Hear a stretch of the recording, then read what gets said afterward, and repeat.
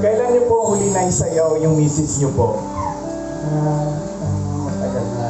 Birthday ni Mama. Birthday ni Mama. Oo, no. 50. Oo, 50 years. August 16. Kailan yun? Kailan 50 years old. yung nung 50 years ni Mama? Ilang years sa kalipas? Last year ba? Last year or hindi? 3 years na. 3 years. Last 2019 pa. So 4 years na. So ngayon, sir, gawin natin special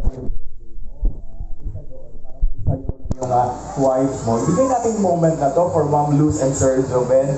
Once again, palakpakan naman natin ang couple dance on Sir Joven's birthday celebration.